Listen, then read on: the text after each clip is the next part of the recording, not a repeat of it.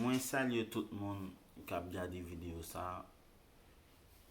Maten an, mwen leve, ma fe yon refleksyon par rapport avek sa ka pase nan moun lan e par rapport avek situasyon sosyo-ekonomik peyi an. E mwen deside pou m pataje sa avek nou. Mwen wè li important si tout moun te kapab bay yon zanmi, yon fami, ou bien yon lot konesans, yon ti apel, yon ti mesaj pou pran nouvel yo. E sa ka itil anpil.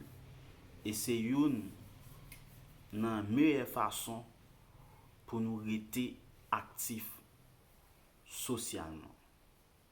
Paske nou kapab bwe mod lan invivab.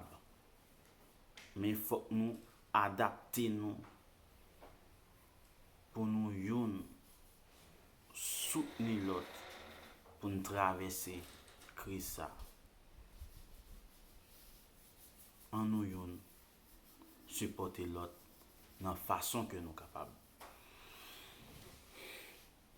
E yon nan bagay ke m vle ajoute, se pataj. Jan ke nou kapab wè tit lan, bay piti pa di chiche.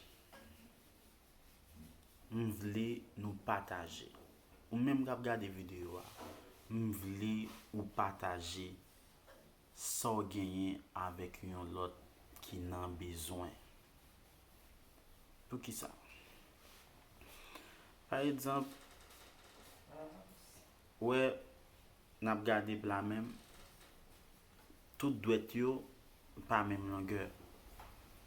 Donk, opportunite ou genyen, gen doa, gen yon lot moun ki pa gen. Se poutet sa ke li important pou pataje sa ke ou genyen.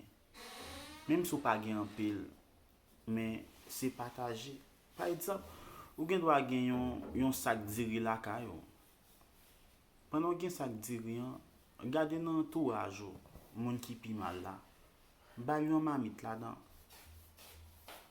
Ou gen doa pa gan pil kob. Ou gen doa se yon 500 goud ou gen. Men gen moun ki pa gen menm 10 goud. Sou bay yon moun 25 goud la dan. La pe important pil. An nou pataje. E se si, depi ke ou bay, wap resevoa. Moun ki remen bay, pa kon pa beni.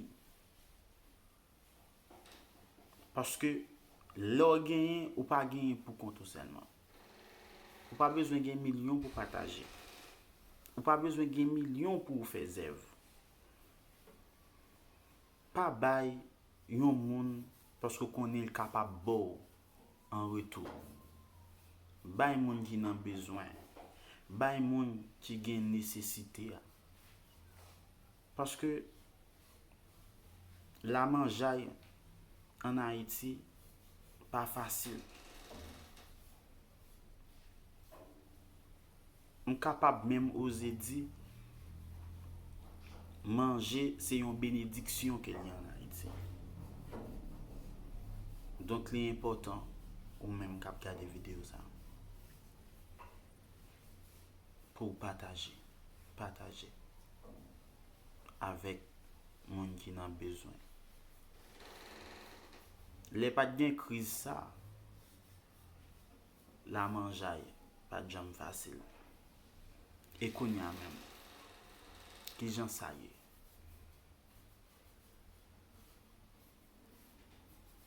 Parfois li triste, le on moun ap mando 5 goud.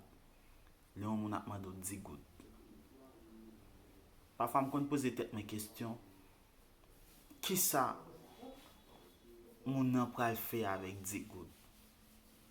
Qui ça moun nan pral fè avec 25 goud? Tout bagay chè. Les amis, bagay yo dol. Men, an nou chak jwe patisyon pa nou. An nou chak kontribye nan amelyore sityasyon yon lot nan fason ke nou kapab.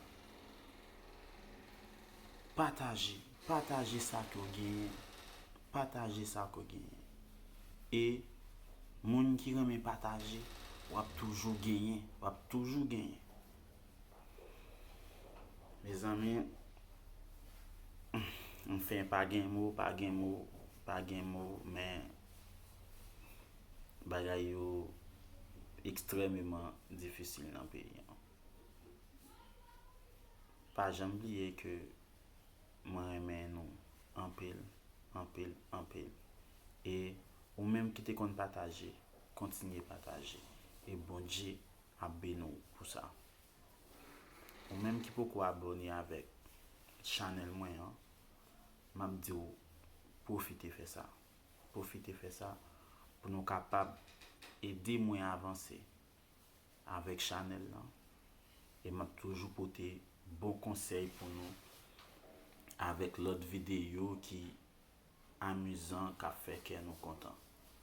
Bam love la, supporte mwen nan fason ke nou kapab. Mwen remen nou anpil nan yon prochen video. Bye bye.